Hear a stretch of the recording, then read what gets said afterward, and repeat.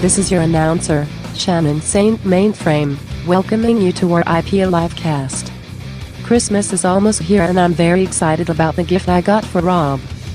That's right, peppermint lube. Now all your bottoms will be winter fresh. You're welcome. Our IPA Livecast starts now. I don't know how I feel about... I mean, I guess I'm not... Well, no, I would taste the peppermint lube because we'd be kissing after. I'm not a fan. Not a fan of flavored lube. Welcome to our IPL Livecast. Would it burn your dick? Like the mintiness? I've definitely... I forget what it was, but there was some lube that I got very early on before I settled on my preferred brand of choice, Swiss Navy, promo code Rob. No. No promo code. I wish. You stole my joke. I was going to say, if you want to taste like Rob's bottoms, assholes. Promo code Peppermint Shannon. I think there was some, like, I'm trying to remember what the lube was exactly. But I just remember it feeling like icy hot on my dick. Kind of, like you don't want that kind of tingling sensation on your dick. Well, what is it like? What does normal preferred lube feel like? Just nothing? Just like baby oil, essentially. Okay. Baby oil is what happens after you use the lube. You spill some of your true. baby oil in there. It's true. Yeah, and then you baby oil is a good like last minute replacement for a silicone lubricant. You ever get ready for a big fuck session and then like you just add a lube and you're like when the shampoo is empty and you're like, come on. You ever do that? Put some water in there just to fill up the bottle a little bit more. No, it just means I really have to rim the bottom very well. Get it very lubricated with my spit. Rob, you should make a Seinfeld / Curb Your Enthusiasm series about being gay, like the little things like nobody Lube thinks your about. enthusiasm? Yes. Which is the I guess. Yeah, I've definitely had penetrative sex without lube. You got to be very horny and very aroused and very lubricated. Very, orally lubricated. Does it become more like romantic? You're not trying to like just ream the shit out of this guy? Well, both. It could be either or, but yeah, it is. There is a sense of heightened like eroticism to it, because of like, wow, we're using our natural, fluid. We're not using any sort of enhancement. It's like we're walking on a caveman. Yeah, we're walking on a tight. Yeah, the gay cavemen. Yes, well known for their care and of their body. I'm sure there were. It's just some cavemen just needed to get off. They didn't care who got them off. I would say if there was a timeline chart of gay sex, the frequency, it probably spiked in the Neanderthal times and then went down as religion took over. And then I think it's exactly. It's religion that probably furthered homophobia just because of the need to procreate. What a lovely way to start episode 751 of anthropology. We got sociology, archaeology. It is Christmas time. I mean, it's actually like I'm not in a surly mood this year. Are you usually? Last year as well. I feel like there was a period where I just really hated Christmas. I hated all the shitty songs. I still hate now I'm kind of in. I mean, I still hate the shitty songs, but I found enough songs that I like. And just in general, I'm all right with like the corniness of it now. Well, this might be because we live in New York, and I don't know how it is in other places, but I genuinely buy into the cliche that people are nicer to each other. I really. I was just gonna say, it does feel like people are being a little nicer to each other these last few weeks. Yeah, it might just be my locality where you are listening to this or watching this show. You might be like, "What the fuck is he talking about?" Like, absolutely not. But that's just my anecdotal experience. I mean, I barely go out, so I can't really comment. But I haven't noticed much of a difference one way or the other. I think you go out more than me lately. I mean, I've been a hermit for a large part of the last 2 years, just because. But you're still going out to like go to school and stuff. That's true. Yes. Well, yeah, that's right. I was about to say you go to work, but you don't go out. Yeah, no. You're right. Kyle says road rage is noticeably worse lately. Oh, is that right? In the chat. I didn't pick that up. That's fair. I mean, yeah, there are people. Everyone's going somewhere. I gotta, I got shit to do. Cars full Got of trees. You can't presents see to your rear view mirrors. Crashing into people. Drunk on spiked eggnog. Oh, yeah. So it's great to be Jewish and not have to deal with the presents, But you still do. You still have non-Jew friends that you feel obligated to get shit for. Mhm. Nope, Really? ain't getting anybody shit. I had like a fit of, let me think of the motherfuckers that are going to get me something, and then I'll feel like a dick if I don't get them something too. And I just like on one Saturday, I just like bought gifts for like a handful of people that I knew would get me something. And so I'm covered. I'm good. I did the same thing. Etsy is very helpful. When you're a thoughtless person like me and you only remember one or two things per person that they like, and you could just type in keywords and, I have a friend who likes the WNBA and plants. Oh, it's a planter that's made out of a WNBA basketball. Perfect. There you go. Next year, Sid, just use AI. I feel like that's going to be the next evolution in your sloth is going to be AI. That's probably true. Probably true. You won't even have to do anything at some point. You'll just put in a list of your friends' names, and the computer will research what they like. You won't even have to remember anything about them. That's good. I like that. That's a great idea. Yeah. Finally, using AI for good. Yeah. Wow, just to be clear, though, neither of you guys got me anything, right? Because I didn't get you jack shit yet. Okay, good. Just our presence here during the holiday season. Wait, you got presents? I always tell people, give me the gift of not having to get you a gift. Just get me nothing, and then I won't feel bad when I get you nothing. That's all I ask, please. I got Rob a small gift on his birthday, which I haven't seen him in person yet to give him. Uh-oh. Yeah. Do you want to damn it do it now on camera? No, I'll give it to him next time I see him. But is it in the frame somewhere behind you right now? No. Okay. It's not visible. Is actually, it it's under my bed? It's actually under my bed because well, not specifically that, but any junk I have laying around or things, I put them under the bed before the show starts so we can start the show. But yeah, it's with that stuff. So, and it stays under the bed, or then after the show you take it back out? I put it back. I put it back where it belongs, but I just don't want to have a cluttered. Well, not even cluttered. I just don't want to have things visible all around. Because I was going to ask if you've fucked on top of Rob's gift at some point. No, I wouldn't do that. I mean, depending on the gift, that might enhance it. Who knows? I think I mentioned the last time I had sex on the show, and that was probably 3 weeks ago, maybe. And yeah. The thing was tucked away in a closet then. Okay. But it was still in the room. It was present. Yes. Okay. How does that make you feel, Rob? I'm okay with it. It's still wrapped, right? I'm assuming. Yes. I'm assuming it's not like food or anything that I have to consider. Were you wrapped, Darren, during this act? Of course. Protected? All right, good. And I wasn't, I also did not get any cum droplets on it or anywhere near. Yeah. That wouldn't really bother me. Oh. It would be dry by the time I got it. Actually didn't nut the last time I had sex, but that's a TMI story. I mean, you already started it. You might as well tell the whole thing now. I think it's boring. I don't know. Just the time didn't work out, and we realized that it was going on too long, and she received her pleasurement, and I did not. But that's okay.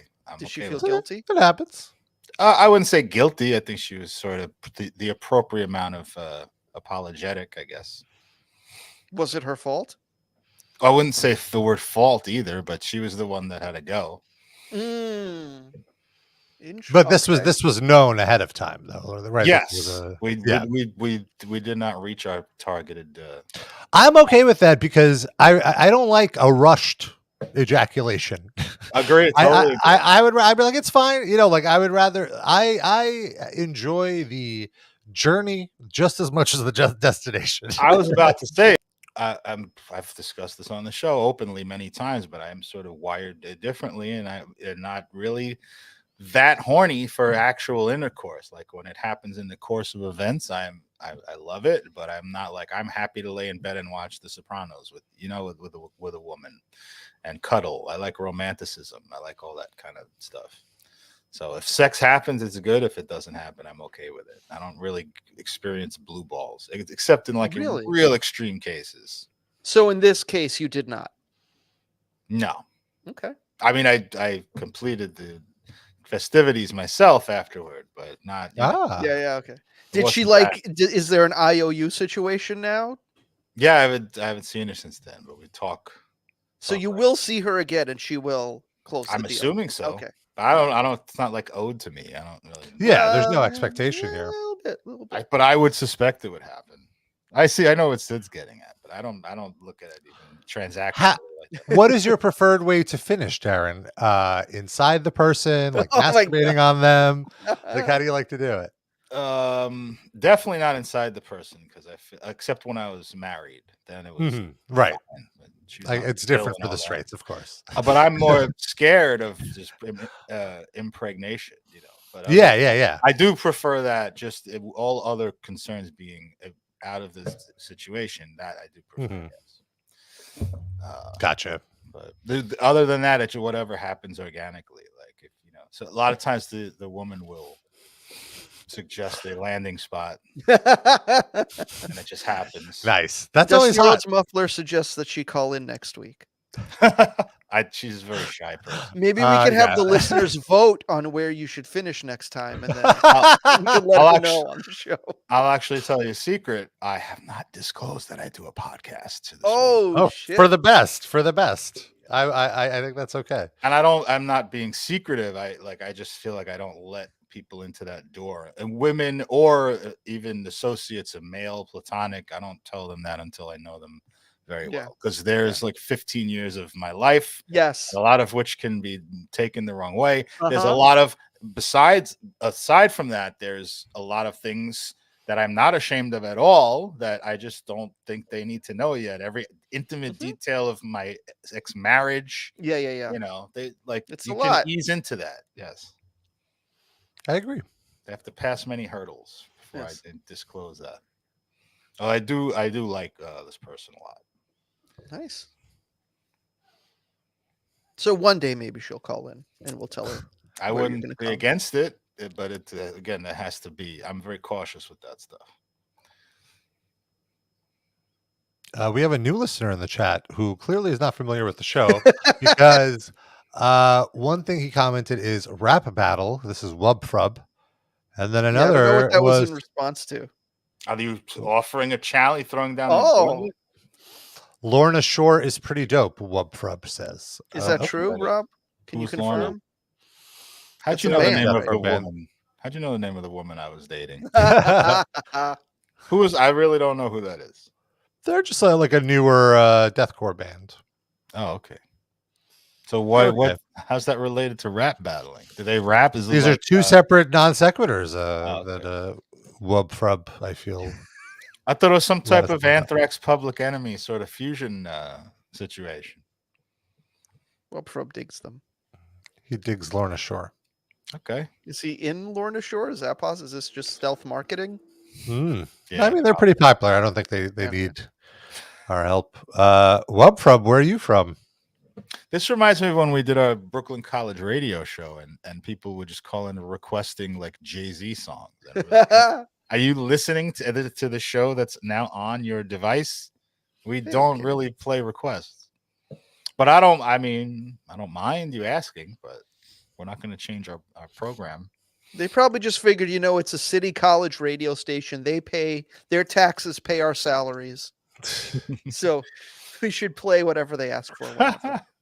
Wubby is from Delaware. Calls it paradise.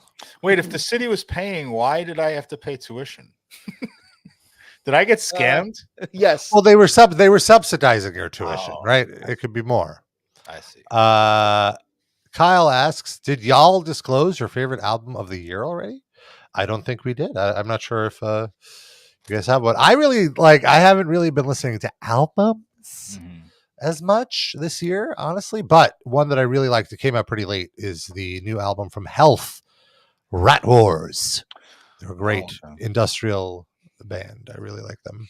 I don't think I listened to an album that was produced in 2023, except one. And I like to promote like more obscure bands. So I really love this album. It's called 72 Seasons by Metallica. Oh, Little band called Metallica. No, I don't know. I really don't. I'd have to look. I'm sure I listened to something on the newer side, but I don't remember it right away. Like I'm so out of new music that if I same for look me. through my listens, I might say, "Oh yeah, I listened to this and this was good." So maybe I'll do that for the next show, which is actually the last show of the year. I'll do that. I'll make a note of that. But I can't. I'm so out of touch with new music. It's pathetic. Same. And Rob doesn't have to listen to new music anymore for work, so he's more out of touch than he even used to be. yeah. It feels very freeing, honestly. I almost, in a way, I feel like I might be missing out on something, certainly. But in another way, I love that it's like, no, it will come to me. If something connects with me, I'll find it, and then I'll organically dive into it. It's been very exciting to organically dig into, this last year for me. I've just been listening to a lot of industrial and EBM, electronic body music. What is that? I have not heard of that. It's just like the 90s industrial stuff, kind of. I know what a BM is. Yeah. Or like Pet Shop Boys, I think. It's like harder new wave. It's like post new wave, I guess. But like on the electronic side. Okay. And like old Chicago house. So it's been fun. That's kind of what I've been listening to mostly. And then like there's this really cool radio station out of Williamsburg called New Lot Radio. They like over the air radio, or like it's no, it's an online radio station. But it's literally just one of those shipping containers. But they just built a radio station inside one of them. That's so Williamsburg, man. Yeah, it is. And so they do live streams, and they have really like high, and they'll have like either like big time name DJs do sets, or like a Fortet is a big one. I think Skrillex did one as well. Wow. Like guys on that level. Yeah, so it's pretty nice. So it's been fun to just put on like a 2-hour mix from some of these people and kind of listen to that and just like slowly find music like that. Is there an organic Mexican Japanese fusion street cart next door to the shipping container that has a it, baby? You know it. Best arepas in the city. Why do you say it like that? Because it's always a best a rapist in the city. Yes. Well, it's dance music, so probably. It's always a bald white guy with glasses serving the arepas too. Rob, watch Boiler Room on YouTube. Boiler Room is another great channel. Oh, I don't have glasses. I have reading glasses, so I do. I did kind of diss myself there. I just meant that person should, not that it's wrong. Yeah, it's inappropriate. It's just like they're appropriating culture. Yeah, it's true. Yeah, and I didn't mention this on the show. Oh, we have a little listener, a little visitor. Sorry, I'm just distracted by Sid's cat. Oh, I thought the babka came up and tickled your foot or something. Oh no, the cat's been there for like 7 minutes. Yeah, I just saw it. But no, I went to Madonna last week. I didn't talk about it, but see, Colin even noticed. Sid, I see one of your cats. He also went to take a leak and came back and just I went to Madonna. I went with our friend Marina. By the way, Colin, that's a super fan that that he has multiple cats, and that's just one of them. Yes. Great point. No, it was very exciting because I don't think I've been to a big time production pop show. Like this is the biggest artist I've ever seen live, Really? Did you see Britney Spears, I thought? No.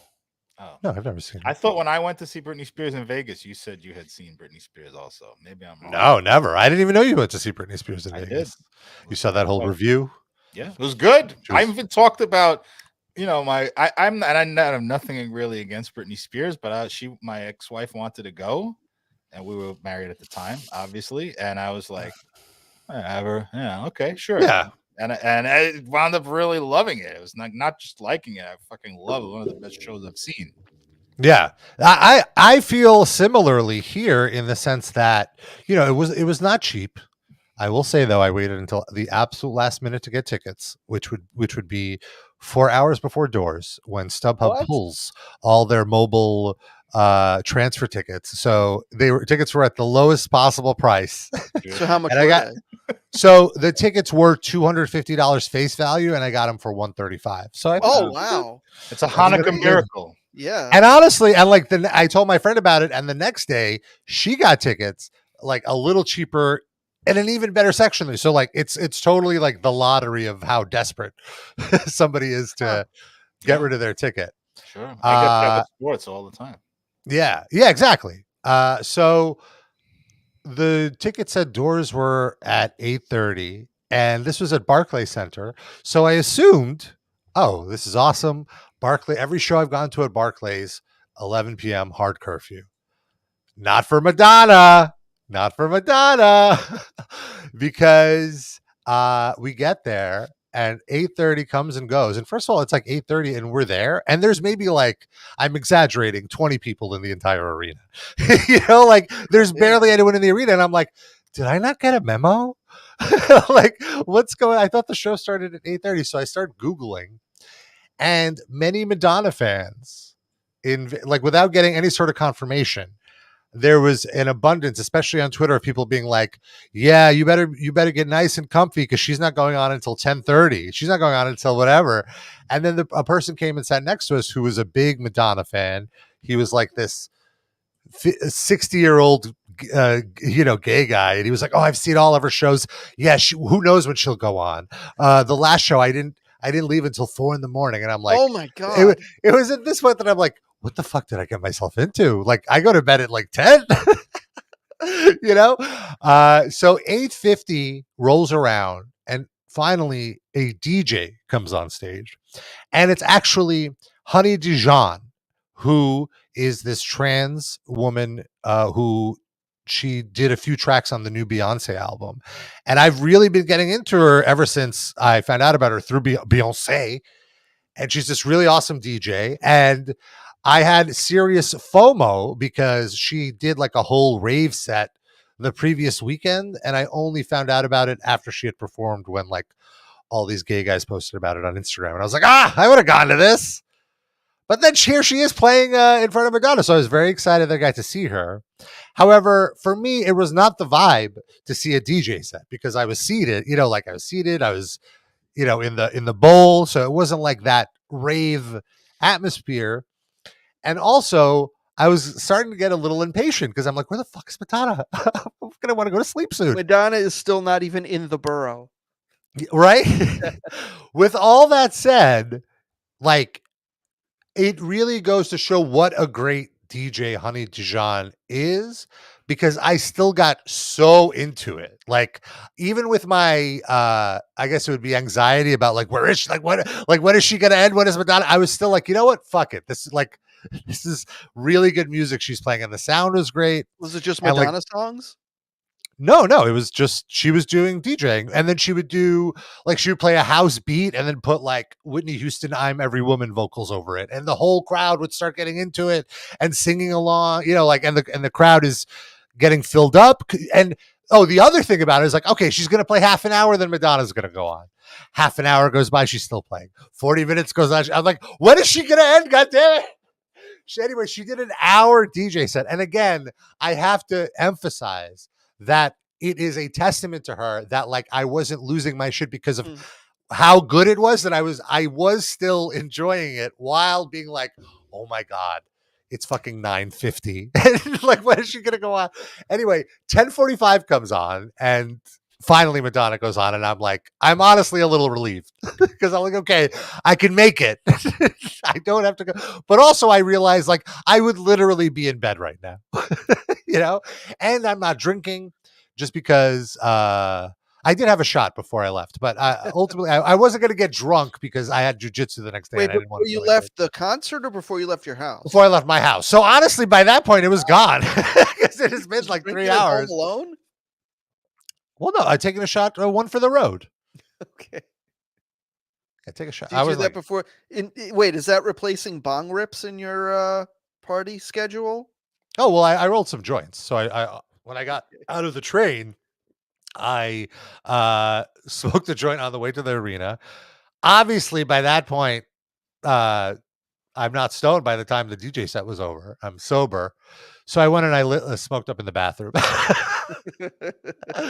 I did the smoking equivalent of chugging a joint, like Yeah. and totally fucking blew up that bathroom. But Uh, a testament to all the people at Barclays, including the security in the bathroom, for not giving me there the was slightest security in ounce the of shit. bathroom? I think they were waiting to use the bathroom, so they didn't give a shit. Yeah, they're not. No, they were waiting to go in behind you and smoke a joint in the Yeah, bathroom. yeah, that's another good point. Anyway, Madonna finally goes on. All of that shit, I forgot about it. It's over. Like she's on. It's the moment, and she starts with "Nothing Really Matters," and immediately I'm honestly starstruck because I'm like, holy shit, that's Madonna. She's like right here in front of me performing. This is I've respected her material for most of my life, so it was cool to see her. And it was a really great show. She had a huge stage. It extended almost 3/4 of the way to the other side. She had these platforms, like these long runways, essentially. So it was actually a very, like, to your point, Darren, about the Britney Spears show, the one thing that stood out to me more than anything else was this was top of the line stage production, like live event production, and so indulgent. I just kept thinking about, like I could have kept thinking about like administrative costs, like, oh my, like she had a grand piano on for 2 minutes. It's like, my God, they have to fucking carry this grand piano all across. Like there's a truck just for this grand piano, like all of the, like so many dancers, so many costumes, so many set pieces. Yes. And I was like, oh, now I understand why these ticket prices are so high. They got to pay these fucking production prices. And like I said, Barclays has a 11 p.m. hard curfew. So she was probably paying insane amount of overtime for the union because she didn't finish until 1:15, something like that. That's too. And I think you get charged by the minute. I have a feeling because it's Madonna, she might have like pre-negotiated an overtime fee, because she knows she's going to go on late. But it was really fun. And the one thing I was worried or skeptical about is like, is this going to be the first show where I go to where I don't have any live singing, where it's just going to be pantomiming? I thought you were going to say you thought she might drop dead on the stage. well, that was also a concern because she did have that crazy health scare not too long ago where she had to postpone the show, and she had knee pad because I think she fell on her knee or something, so she had knee pads on. I thought she reenacted the sex book with the knee pads. They definitely padded the show to have a lot of interludes so she could have some rest breaks. And speaking of padded, she was in lingerie the entire show. Like, how's she looking? Is she moving around good? I have to say, with everything I just said, she did a great job. She was engaged. She was dancing. There was one or two songs for like an old lady, or just if you just never knew who this artist was. This is an energetic performance. I would say grading on a curve for a woman who just had a death scare. It was very impressive. It was still really good. Look, there were breaks. There was a few songs where you could tell she was a little out of breath, but she was really running around. And also, they had so many dancers that it was like smoke and mirrors of, they're doing all the movement around her, like she didn't do that much movement, but it was very engaging. And you mentioned Madonna singing, like actually singing. I want to also go back to Britney Spears, all lip sync from beginning to end. I mean, sometimes she sang over it, but it was all the way track. with a And backing track. Yeah. it didn't really bother me because I'm like, this is because it was such a good production. Like the show was more important. It was like, watching a movie almost. I absolutely agree with your take. That's exactly it. Same with Madonna. There were most of the songs she sang live. A lot of the songs had backing tracks, especially the more poppy kind of newer stuff. Because there's no way she was hitting some of that stuff, but she sang live, and I get that. That's more than I expected, honestly. So it was good. It was great, and she did all the songs I wanted to hear. It was so the show was kind of put together like a Vegas review. It was her celebration tour. She was celebrating 40 years of her career. So it started with stuff off of her first album. There's all this footage of New York in the 80s, which I was all about. They show like Basquiat and like the art scene and the trains. And then like they recreate a club. So the whole reason I want to tell this story is there was a Livecast adjacent moment where I was losing my shit. Literal shit? Is that why it's a live? No, I wasn't. I was not. Rob, literal. if you're about no. to say Douglas Levison came out to introduce her, No. Shlomo. Like Ladies and gentlemen, Madonna. Pew, pew, pew. She would go on, like, there would be certain moments where she would talk to the crowd, and I have to say her mic work is a little rambly. And did she start doing some Kabbalah shit?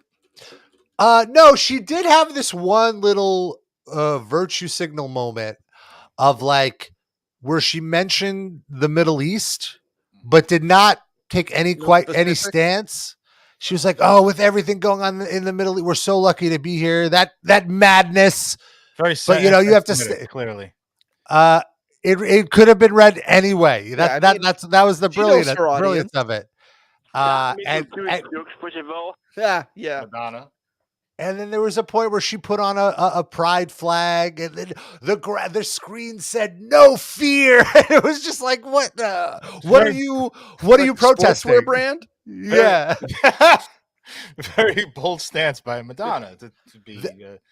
Who would have expected Madonna to have a pride flag? Very early in the set, there was a song about like AIDS or something, and all these screens popped up, and it's all of her friends who died of AIDS. And I'm just my god, what the fuck is this? And then Bob the drag queen, who Sid knows, a famous, not personally, but I'm aware of, who was like the MC of the show, was dressed as this like sad French clown and dancing around while these it was so absurd. It was so indulgent. In a way, like I loved it because it was so stupid. Jerry Lewis came out. Yeah. Yes, exactly. Flag, real lady. It was so ridiculous. There was so much of it.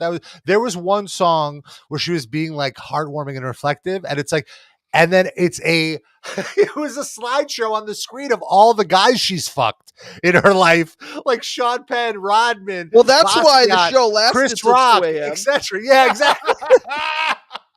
Play a fucking song. No, we have 37 guys. Chris Rock, did you say? Yes. Donna? Yeah. I did not know this.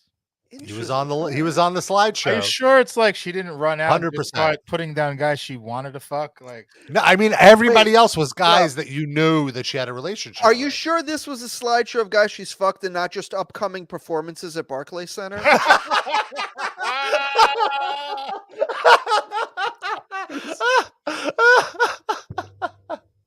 do that sometimes during shows. Lord, December 17th. Yeah. Wait, that's when Madonna's gonna fuck Lord? She would, I'm sure. Sure. By the way, before we move on from this discussion, we got to get a quick Madonna Rabba. Madonna Rabba. There we go. All right. I think they should, the next upcoming tour suggestion, Madonna, if you're listening to the Livecast, show a film of the men remaining that you haven't fucked. Yeah, that's a shorter film. Was then Joe Biden on the slideshow? Is that a hookup she's had? Oh. I mean, would you be that surprised, Darren? The 80s were a crazy time. Oh, I could see Hunter Biden. Yeah, sure. She wouldn't stoop to that. Come on. So this was like This the is the AIDS dead people. slideshow. That looks Is Yeah. that Eazy-E? Yeah. Oh man. I would think she'd be against Eazy-E being like a misogynist and all that. Yeah, I She didn't was know they were allegedly pals. friends with him. Well, eventually it's like all in, it's like and she's floating in this Oh no! in this Shark Tank. She's waving in to the in with this an penalty AIDS box. Oh Yeah, my I God. want It's to. the So here's the elimination balloon. chamber. Yeah, here's the clown, the sad clown. Do you see Yeah. on the bottom? Yes, Hold on, I see. She's He's- in the he's War on the Games runway. cage, waiting to be let out to go to the ring. Yes. Dusty Rhodes Muffler with a good one. Rob, you should have asked which wrestlers she would fuck. Yeah, I'd like to know that. I would like to know which wrestler she did fuck. Yeah, I'm sure there's some in that list. Here. Oh, I didn't even notice the clown had a red balloon. Look, do you see the red? Oh, Oh my Jesus. God. I did not notice. Look at This this is sad cringe. clown. I'm sorry. I'm a fan of Madonna. This is Absolutely cringe. great. I was like, what the hell is this? So I'll go back. I want to find the slideshow of the guys that she boned. And what was she saying or singing during the Guys I Fucked slideshow? It was a song about like love, I think. Hold That on. narrows it down. Is Dennis Rodman on there? Dennis Rodman was on there, yeah. Jose Canseco? Probably. She sang "Short Dick Man" from the 90s hit. Oh, how disrespectful. Was Rosie O'Donnell on there? Rosie was rumors? not on there. Oh, this was actually the night that I went. Who I think Rosie O'Donnell just became a subject of those rumors because she was like the only person people knew was a lesbian, and they wanted to connect Madonna to somebody. Sandra Bernhard, I guess. Also, there were some. Well, she actually fucked Sandra Bernhard. I thought. See, I don't. It could be both. Oh, I didn't know. Wasn't that how Sandra Bernhard became like nationally famous? She was just a stand-up, and then Madonna fucked her. I thought. Well, she was in She was King on Comedy Roseanne. before all that. She was on Roseanne after all of that shit, though. Yeah. She used to be on Howard Stern as a nobody, really. And then I thought she hooked up with Madonna, but it was a long time ago. I might be remembering wrong. The friendship with Madonna definitely boosted her notoriety for sure. She was on Roseanne way after that. Yeah, Roseanne was what, like mid 90s when she was on there, and the Madonna stuff was late 80s, early 90s. Mhm.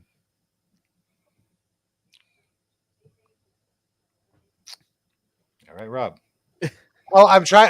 I'm trying to find this specific moment. I moved it out of the. So here's her. This is the part I wanted to talk about on the show that like reminded me of the live cast. So here she is taking a break, bantering with the crowd. Your lights on. When you leave here tonight, remember what I said. Remember what I said. Our hearts might be broken, but our spirits are not broken. Okay? And that is how we're going to survive. A lot of like, all right, let's go. Oh, did I miss it? She's left-handed? First I was afraid. Oh no, I missed it. But anyway, she goes like, you know what, this is New York, baby. And you know what they say? If you can't handle the heat, what do they say? If you can't handle the heat, and then everyone around me goes, "Get the fuck out!" There was one woman in particular that said it's so New York. Get the fuck out! Move the fuck out! And she Madonna goes dedicated that to the migrants, right? It's a very right-wing take from Madonna. Do not come. And then Madonna goes, "No, stay out of the kitchen." Yeah, the woman sounded like the clowns in costumes lady. I had to Was double it? check. I had to double check. She looked like her a little bit. Bunch of But fucking clowns in costumes. Yeah, get the I mean, fuck literally out. on the stage, there was a clown in a costume. Yes. Literally. At best, You're a right. clown at this point. Could be some other costume she's in nowadays. Fucking crib keeper. Oh, here's the very completely empty virtue signaling, no fear part. Oh. Is this from your concert or is it like generic footage? Yeah, this was my night. This was the night that I went. But it's the same performance. This is actually also my POV, although I was a little lower. No, I have to stick that in. David Bowie? He didn't die of On the AIDS. screen? No, this is a different. That's already. This is later. Different sappy montage. Okay. Oh, is that a Gaza flag? No, that's Where? the pride flag. I only see red and green on it. Trust me. Okay. All right. Turn around, Madonna. What kind of show person? She's gonna. Now it's gonna get very like, like power. Power. Like what? What? No fear. Like of what? Like what are you? What are you saying? No fear of being called cringe by Gen Z on the internet. And this is where she made a mistake. She came in early. Did you hear that? No. She's doing "Don't Cry for Me" Argentina, and she came in one bar too soon. A song that has nothing to do with what she's talking about. Exactly. And isn't even a Madonna original. Like, nobody showed up to this hoping for Evita songs, I don't think. Well, she just did her whole career. This was only like she only did like a minute of it. Did she do This Used to Be My Playground? Hold on, here she's gonna come in too early. What? That's where she probably shot a look at the fucking. Keep up with me. Yeah, it's not her fault. All right, now I want to. Oh, nudity. More nudity, Rob. Come on, let's cut away. There was a little bit of titty. But hold on. I want to get to the boys. What? Oh, the guys. The guys. Yeah. I might have missed it. Oh well. Is this just her entire set is on YouTube? Someone taped the entire show. Yeah, this video in particular. That's some good fucking battery life on that phone. Jeez, props to that guy. Yeah. Did she ever stare at the guy like David Drainman? How dare you put a light in his face? No, she was like, at this distance, it's probably okay. If you're already closer, though, I'd have to. Yeah. Can't let the press see that angle of me. Yeah, exactly. Shoot it from Mars, then it's okay. Elon Musk, ride a spaceship out there. That's the best. That's her good side. Was Elon Musk on the montage of guys she's fucked? Not visible. Any Epstein Island pics? Madonna? Is she one of Epstein's people? I don't know. That was not an accusation. I was just asking. Yeah. Speculating. Well, there is that list that apparently is going to be unsealed pretty soon of like 150 people. By the way, there was a little blurb on that story that says they're releasing 150 people. 3 names will be redacted. Right. If you're releasing this, why are you just not really? First of all, if you're going to do that, why say that? Just to create more controversy. Because I guess if it's just like a printed out list, you're going to see some things blacked out. So we figured it out anyway. I guess that makes sense. You just release it with 147 names. No one would ever be the wiser. Are the redacted ones like former presidents? Is that why? Nobody knows. It's redacted. But I mean, I would have to be someone who has the ability to go take my fucking name off of that list. Is it Frankie Muniz, maybe? He was underage at the time. So you think he has that kind of pull? When in the prime of Malcolm in the Middle, he damn sure did. Oh, fair enough. He's a superstar. Andrew WK, no. What do you call it to the show to defend himself? Oh man, please. He did once for something else. Yeah. I had a slightly Madonna adjacent story. Go for it. When I was like 17. So like really the height, it was right before her sex book. It was like probably 1991, I guess, if my math is correct. And I had a sort of a friend zone situation with this girl. And it was when I was broken up with my first girlfriend. And I used to hang out with her every single day. This girl, she was 1 year older than me. She was 18. I was in love with her. And my life, I've fiercely avoided like friend zone, third wheel situations. But I just fell in love with this girl. And she was purely platonic. And I would just hang out with her every day. Her boyfriend, I caught him, like he slapped her once right in front of me. And I said, go to the train. And I pushed him up against the wall and I fucking slapped her, white knight shit, And she just never slept with me. Like we became really good friends. And then we split our separate ways, and And I went to college, never talked to her again, really. And I was dejected. Like, I really wanted to marry this. You know what I mean? Like, and then I went back to my ex-girlfriend, and then I forgot about it. But she used to dress like exactly like Madonna. She was obsessed with Madonna. Like to a T, like every day she had a Madonna outfit on. And I was like, wow, and it just worked for her. Like, she was just beautiful.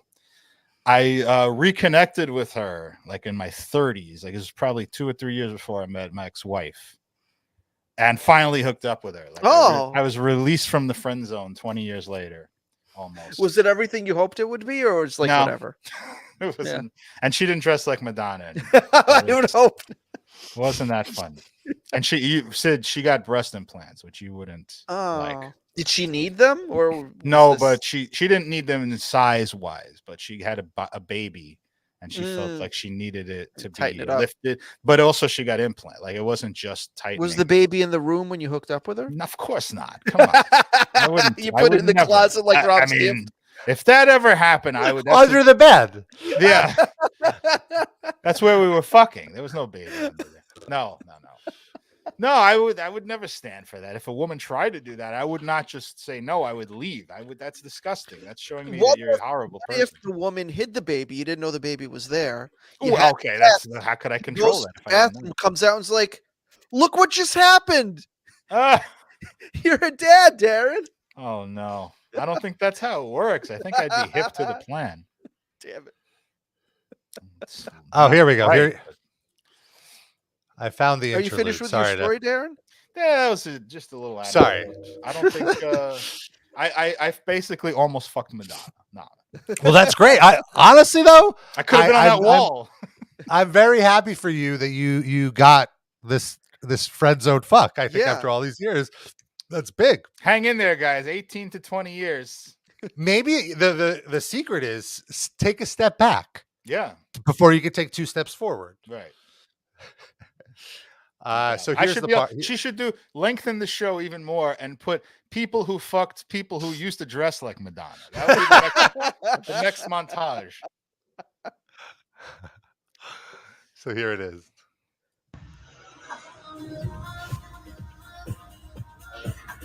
A-Rod. She didn't fuck Michael Jackson. What does this montage mean now? This is people she fucked again? Yeah, that's the people she fucked. She's all in this video, though. People she fucked are people she was linked to in the press. I see. Like, did she fuck Tupac? I didn't know that. There were rumors, I believe. Yeah, I believe Chris Rock, I didn't remember. Yeah, this Warren is the father Beatty, of her son. Yeah, whatever that guy's name is. Elvis. Yeah. I don't know who. A-Rod, Basquiat. Prince? Yeah, definitely. And Sean Penn. No, wait, there's multiple pictures of Warren Beatty. Oh. For some reason. Oh, Vanilla Ice was in there. Oh yeah, well, he was in the book.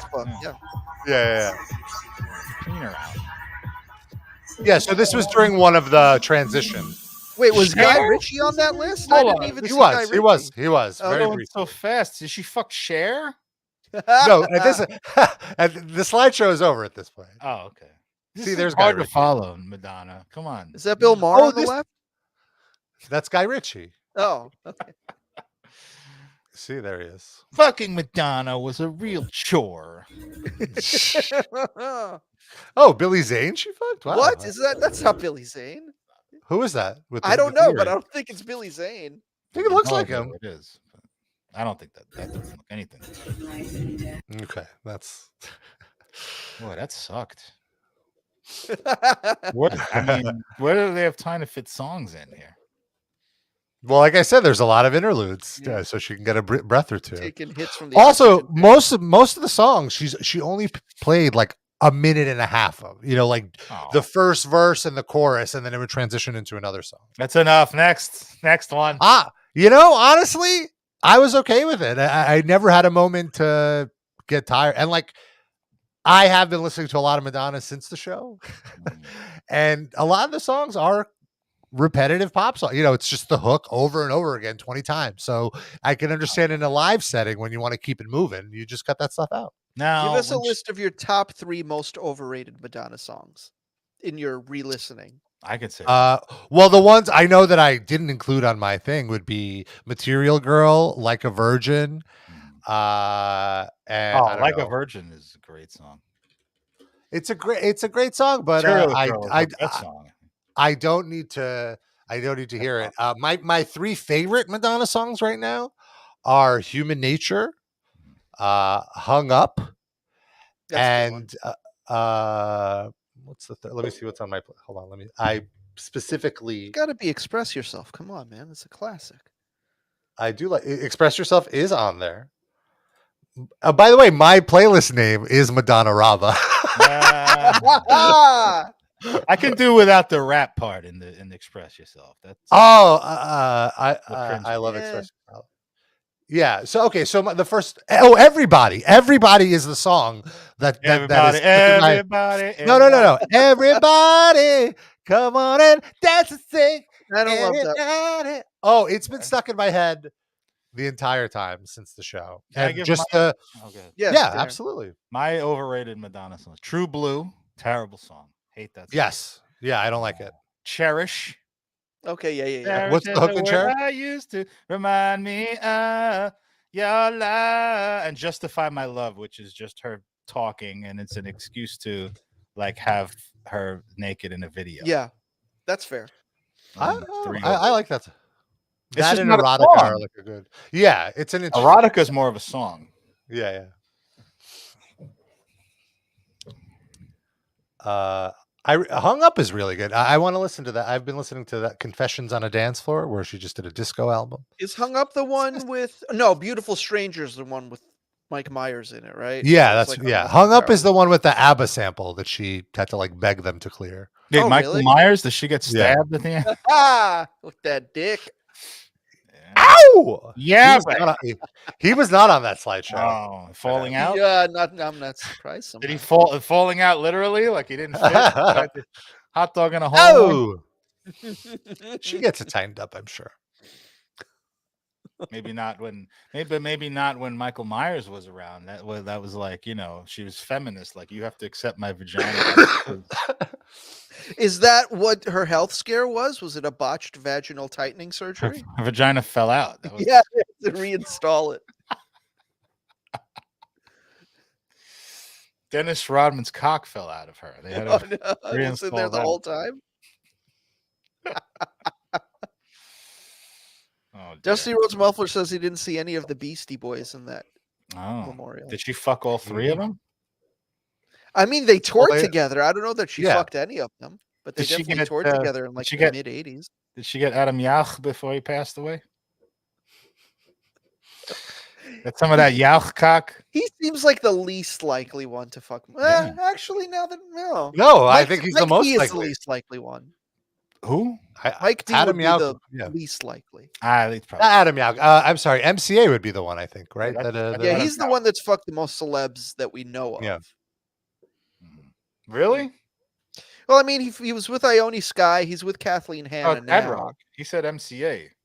Oh, I'm sorry. I meant Ad Rock. You're right. Yeah. Thank you. I got a little confused. Yeah, I confused Ad Rock and Adam Yauch for a second. Was Ione Skye really a celebrity? I mean, just for being married to Ad Rock, and then but it's more famous than the hookups of the other two that I am aware of. But him and Kathleen Hanna are adorable. They did fucking like 60 Minutes or some old man CBS show, and there was a clip on YouTube of it, and they were so adorable. Wasn't Ad Rock married also to involved with the stuck up woman from Twister? Remember what's her name? Jamie Gertz. Was he? I think so. Am I wrong? I'd never heard that before. That would be hilarious if that's true. I thought that was true. Oh, I don't know. I could be wrong. I've been wrong before. Wow. Did Ad Rock date Molly Ringwald? Yes, he did. Oh. Wasn't that when they were both kids, like both child stars, like when they were like probably? 19 or so something? he was already of legal age. Also, Winona Ryder, it looks like. I don't mean that's not a surprise at all. She's been with every musician. Bless her heart. She has good taste, though, for the most part. Who's Winona Ryder with now? I think she's also with a musician now. Madonna. Oh my God! She on that wall? Was she on that video wall? Look at it. They look like little baby. Let me show you this photo of Ad-Rock and Winona Ryder. Little babies. Oh. She looks like she just finished blowing him and she's wiping her lip. No. I mean, right? That's like every drag queen does that exact gesture to mimic finishing a blowjob. She's doing that right there. Like she's got a mouthful. Could be. Which, God bless her. How about Probably delicious. LOMOCHOINE. She ever fuck him? I don't think so. I think he's out of her league. Oh, Winona Ryder is now with a fashion designer, so she's no longer fucking nameless musician at the moment. Sad. That sucks. Dusty Rhodes Buffer says the guy from Counting Crows. Now, does he mean Winona Ryder fucked that guy or Madonna? Or Ad-Rock. That guy, Or Ad-Rock. that guy fucked everybody. Notorious pussy hound. Yeah. Vagina. Let's Durex. So there was a big news story a few weeks ago that I wanted to get to. All the stuff in Israel? No, I want something a little lighter. I feel like you can get your Israel stuff at different podcasts. We're trying to Which one light. specifically do you want to promote? So I want to show this video of let me see. Let me get this going. Here we go. Is it just more Madonna? No. We're now moving on to a news story. Important news story. Caught on camera, airplane chaos. New video shows the moment an unruly passenger. Oh no! To Philadelphia, dropped in the middle of the aisle. Look at this video. Investigators say she also shouted multiple expletives and threatened to kill another passenger. What? Patrick Perez breaks down what happened. But It can be stressful, especially on a holiday week. But what passengers aboard this flight witnessed is something that they're never going to forget. Yeah. And neither will the young children who saw and heard it all. I do whatever I want to do for this right here. This Frontier Airlines passenger aboard a flight Monday from no, wait Orlando. a second. Hold on. Why is it blurred out now when 2 seconds ago they were not blurring her face? Were they? They were trying the whole time. Really Maybe exposed. I have a theory. I'm not joking. Oh. I think I see. Because she's the original video was silent, and now she's with sound, and you could probably make out what she's saying if you saw her lips. Okay. From Orlando to Philadelphia sent shockwaves through the cabin, not just with her words,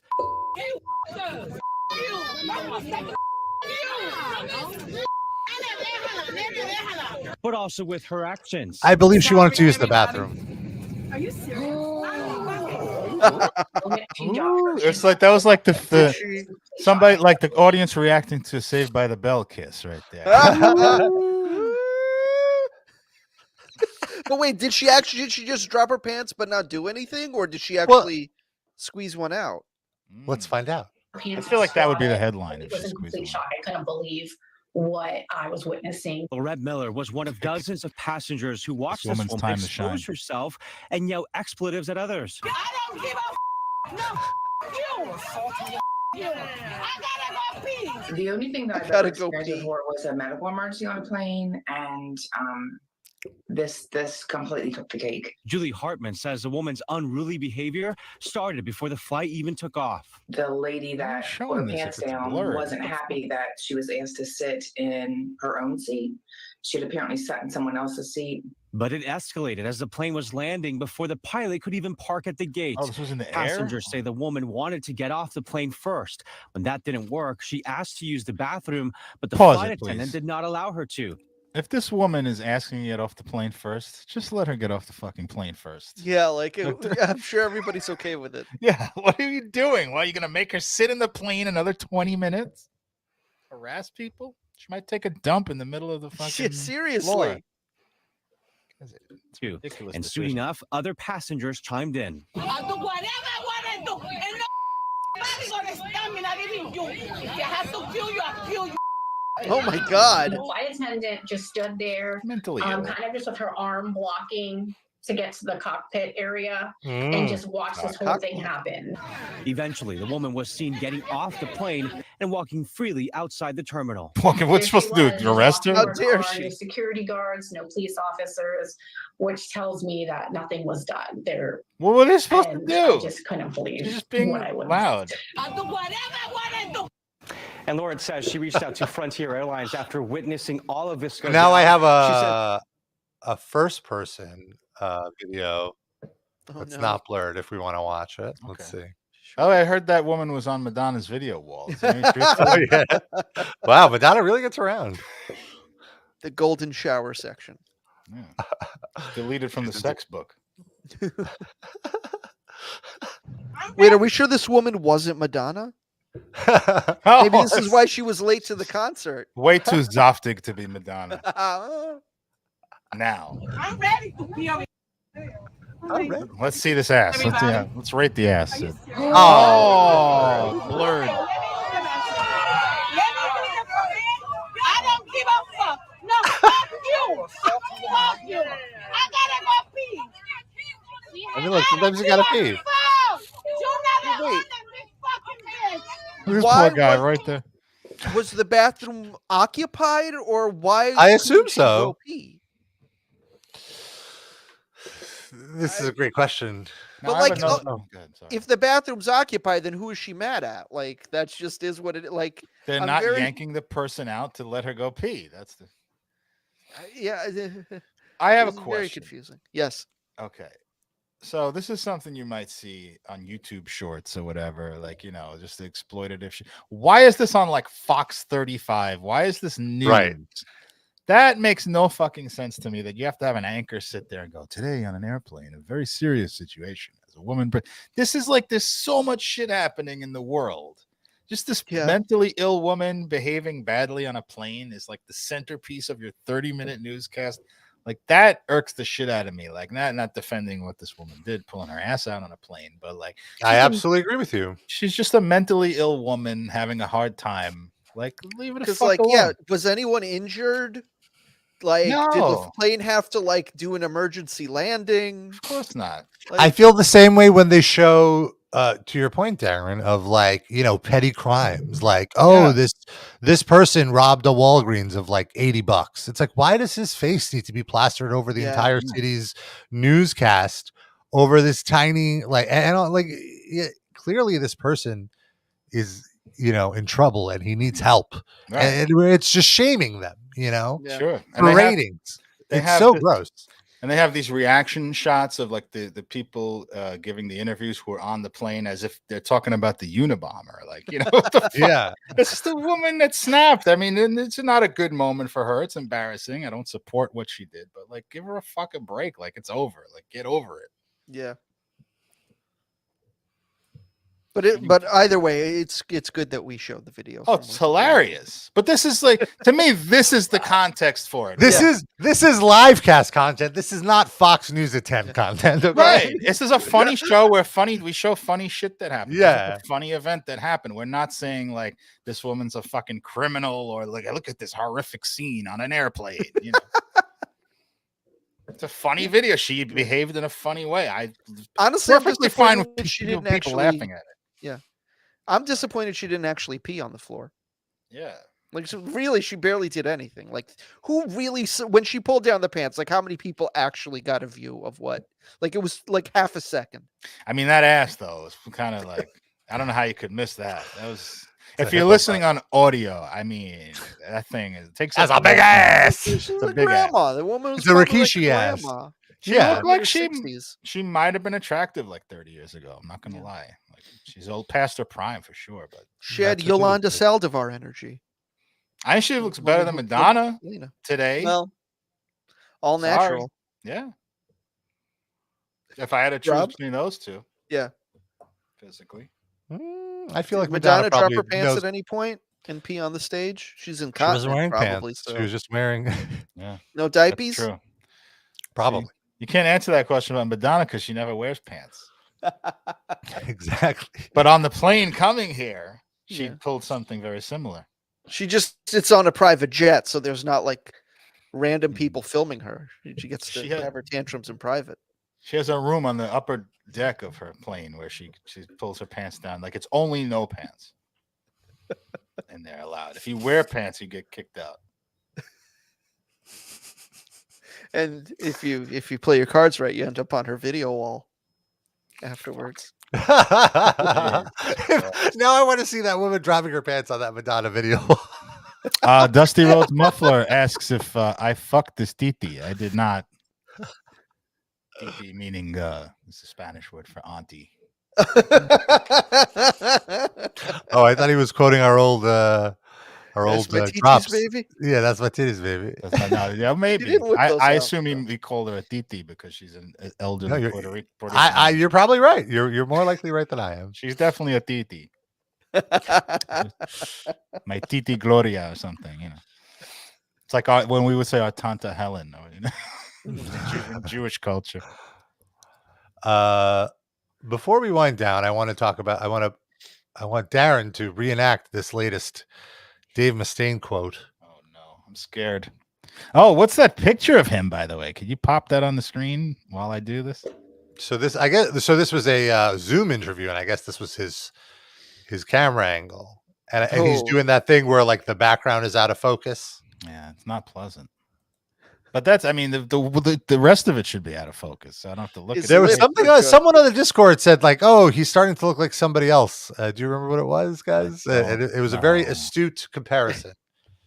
He looks a little bit like a poorly aged Bryan Cranston there. Oh, poor Bryan Cranston. Like an ugly cousin of Bryan Cranston. Well, you can be an attractive person and an ugly person can look like you, and it's just a little off, and it throws the whole thing. Yeah. It's just his face is like 80% lips. Yeah, it's really weird. Everything else is just sort of fading to the background. It's just these like big floppity lips and gigantic bifocal Coke bottle glasses. He's wearing my glasses. How dare he? That's not true. You don't look like that. But his glasses look like mine.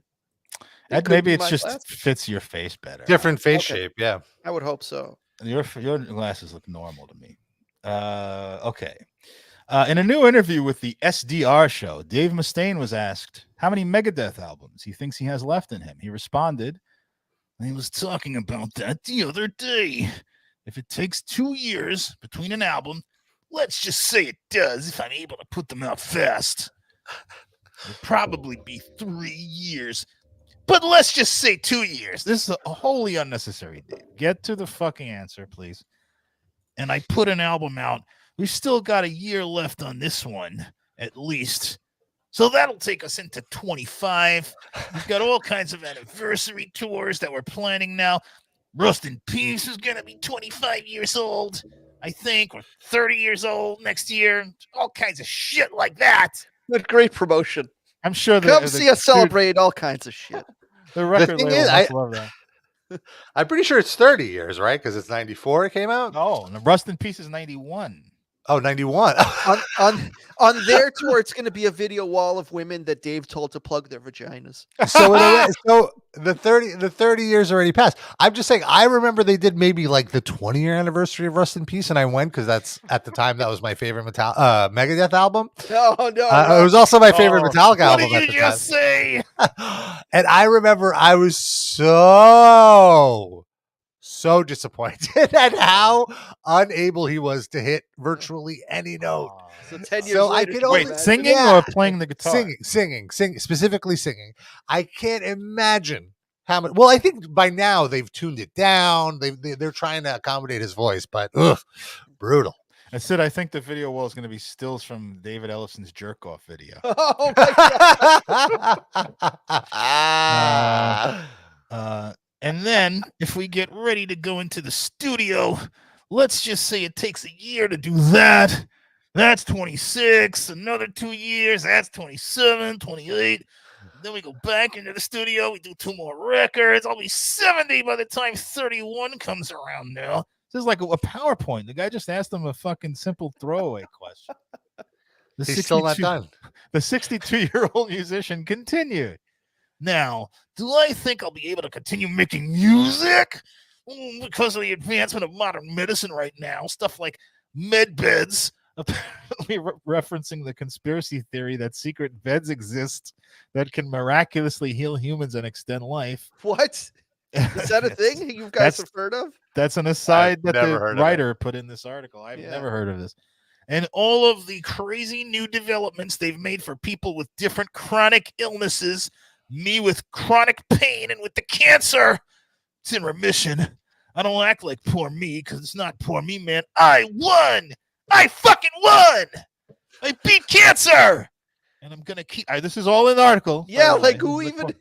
I'm not arguing with? editorializing at all. Yeah. And I'm going to keep fighting to keep it outside the door. Say I do 3. This is all about, the guy asked him how many more albums you make, by the way. I just want to remind everybody. He's like doing the math in real time. As we Say I do 3 records. Say I do 3 records, and that's 9 years. It's going to be a while from now, and I'm realistically thinking, what kind of shape am I going to be in my 70s? And I got to tell you, I feel really good right now. I'm still rolling, still training, still doing my cardio and eating well, hardly drinking at all. Just taking really good care of myself. So I think, unless something really wrong happens, I see myself living until I'm in my 80s or my 90s, if I'm lucky. Dun-dun-dun. I was just going to say, I got to reread one little part of that with the riff. Hold on. Where is Do it. Do you want me to put it back up? I got it on my screen here. Oh, yeah. Say I do 3 records, and that's 9 years. It's going to be a while from now, realistically thinking. What kind of shape am I going to be in my 70s? And I got to tell you, I feel really good. I'm still rolling, still training, doing my cardio. Eating well, hardly drinking at all. And just taking really good care of myself. I think until something really wrong happens, I get to my 80s or my 90s if I'm lucky.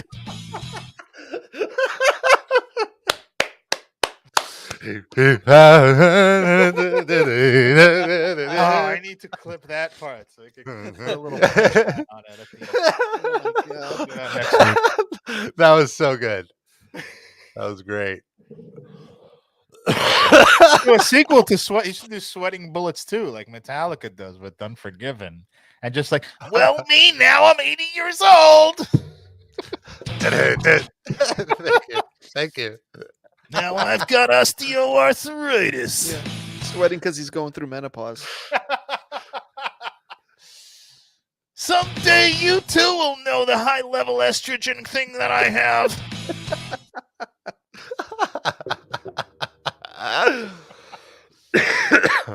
Oh, Dave. All right. So that means we got like another 30 years of making fun of him. Darren, I hope your vocal cords can handle that. That's a long time. Well, let's see. If I use my vocal cords for 3 years at a time, by 26, I'm going to be...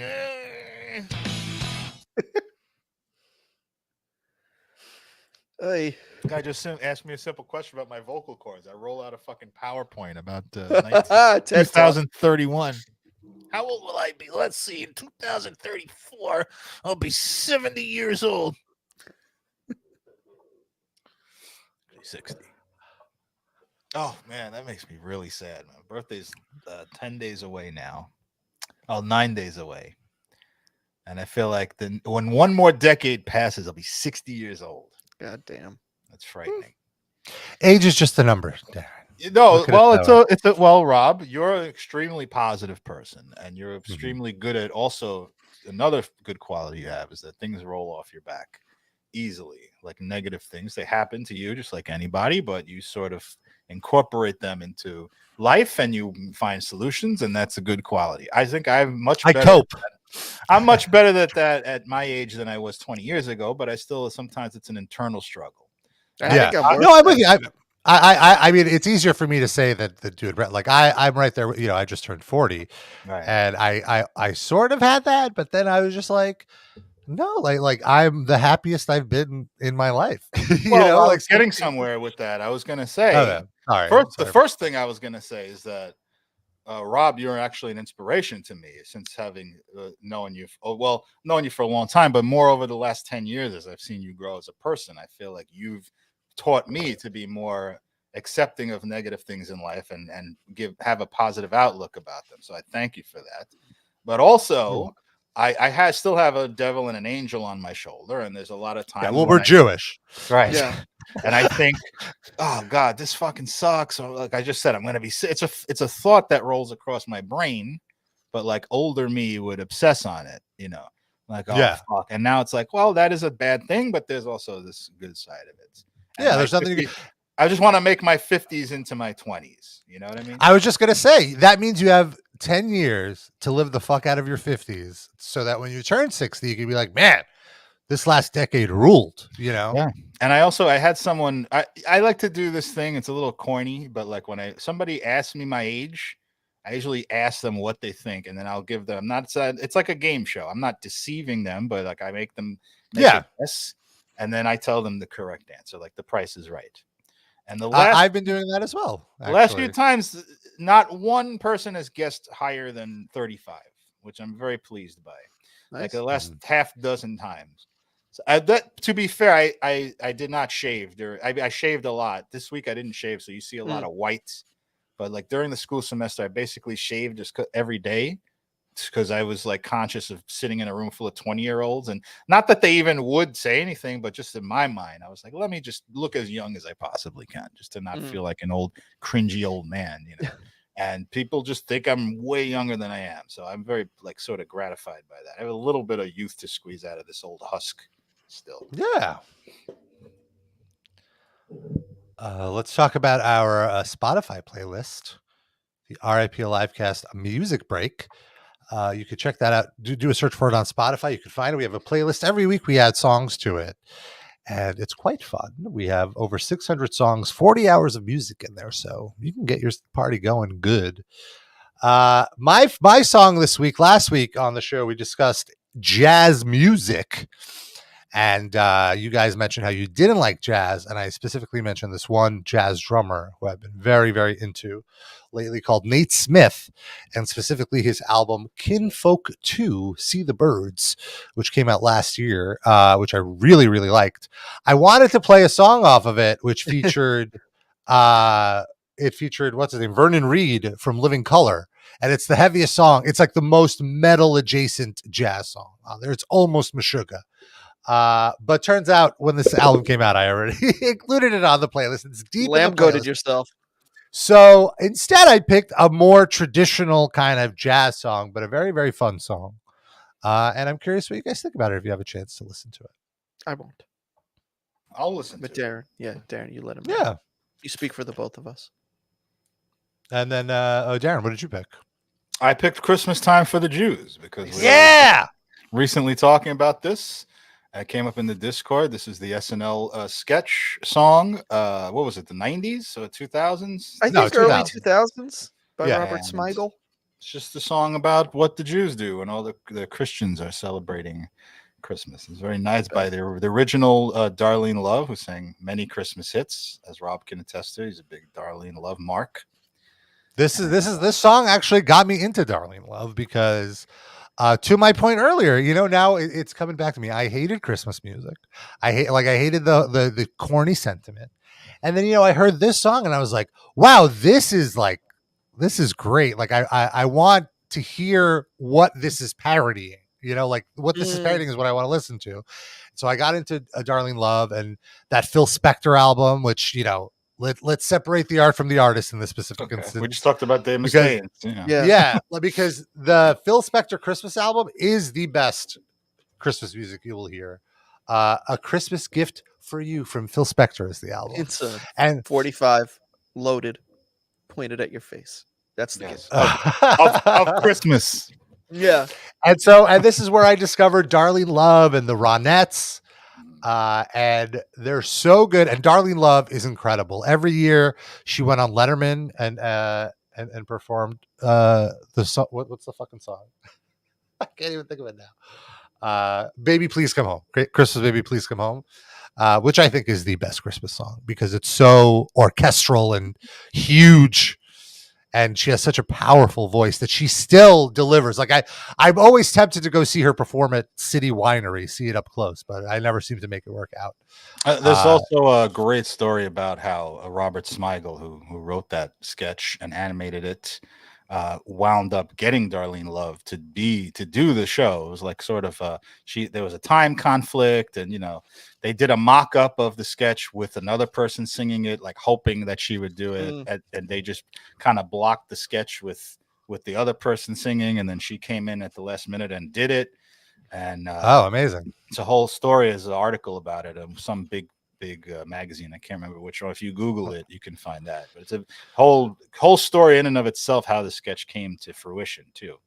And she has a crazy story too. Like she has the stereotypical fucked up music industry story of like being recruited and given a terrible contract and not making any money off of her songs until like she was broke on the street. Like she had to basically almost quit until finally like she figured something out. Like she got a better contract or something like that. Well, a lot of people had the same arc as you, like discovering her through the internet, and that's how she became famous again, the second time. Right. Yeah. Like Iron Sheik kind of, but with music and not coke and fucking people. Nothing but praise for the great and wonderful Darlene Love. Also, Rob, if you love that kind of music, you should I do watch the movie Little Shop of Horrors, which is just full of songs like that. It takes place in the 50s, and it's just full of songs like that. And there's actually a 3 women who are like a Greek chorus in the old play. Like they introduce each scene, and they have like a 50s Motown type of song. That's great. 60s type Motown song. Yeah. Aren't two of them actresses who went on to be in Martin? Isn't well, Gina Campbell is Tisha Campbell. Yeah. So her name escaped. Yeah. That's the thing. Like I really got into like all that like 50s kind of doo-wop soul stuff. It's so good. It's so like the origins of music. I feel like you could trace back rock, R&B, like everything to like this style. So it's really fun to. There's a whole channel now, like on Sirius, of just these 50 songs, and it's timeless music. Sid, what's your pick? Speaking of Sirius, I got a new car recently, and it comes with the 3-month free trial of Sirius XM. So I've been listening to the punk rock station called Faction Punk, which is a terrible name because when they say it, it sounds like they're saying fashion punk, which is like the ultimate insult you could levy at any punk rockers, to call them a fashion punk. So I don't know if they're doing this on purpose for the irony, or if it's just something they all didn't realize until it was too late. But anyway, I can explain. It's because the channel, there used to be a prime channel, like in the first 40 channels, called Faction, which would be punk and like modern punk and stuff like that. But then they rebranded it to Faction Talk, and then added a complimentary channel, which is now Faction Punk, which would just be the music. So they demoted it just a talk channel now. It has nothing to do with punk. That's the channel that Sam Roberts and Jim Norton are on. Like they just have shows on there. It's like the non-Howard Stern. Nothing. They just took the brand. It makes no sense. Why? That's even stupider. Anyways, one of the new punky bands that I've got enjoyed in the last few weeks of driving around and listening to this channel is this band Sincere Engineer, which is good Midwestern punk rock kind of. It reminds me of the Muffs because it's like the music is very like sweet and pop punky, but the vocals are female. It's female fronted, and they're like sort of rough sounding and like gravelly sounding. That kind of weather beaten Midwestern vocal, and just a nice juxtaposition. I enjoyed it. And the song is called Fireplace. And by the way, RIP this week because of the season it is.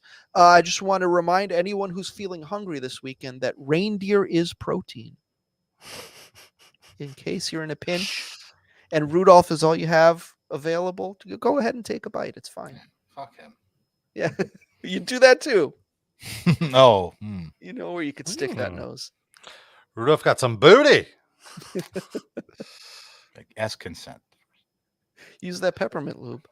Oh. Watch out for antlers. Oh.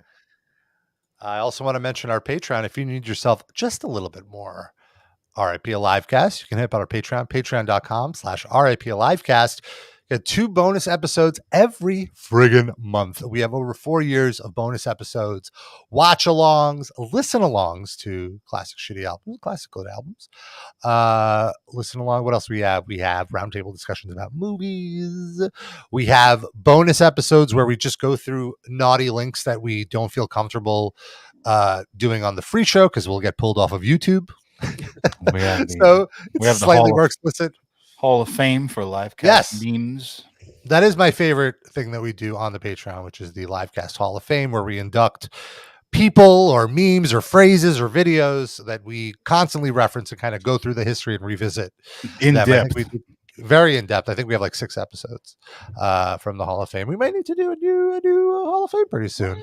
For this month, we have 2 bonus episodes. They're 2 watch-alongs. We're in the holiday spirit, but it's a Livecast holiday spirit because we're watching Hanukkah Hallmark movies. Menorah in the Middle and what's the other one? Hanukkah on Rye. I was almost conflating my puns here, but 2 uniquely not good Christmas movies with a Hanukkah theme in different ways. We had a lot of fun roasting them, much like chestnuts on an open fire. So definitely, if you want to just get cozy with us, get a hot cider, put on the fireplace, and throw on one of these movies, and we could all hang out and roast the movie together. You could do that at patreon.com/RIP Livecast. And if you want to throw us a few extra bones, $10 a month gets you a shout out. You could be a top Livecast fan of the week, not of the meek. I'm a fan of the strong. The meek shall inherit the earth. Yeah.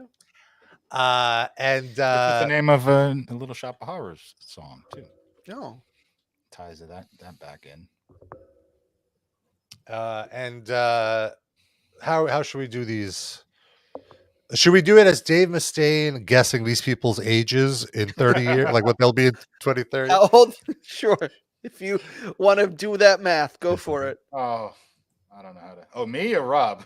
Yeah, Either one of you. I mean, I have to get it up. Sorry. No problem.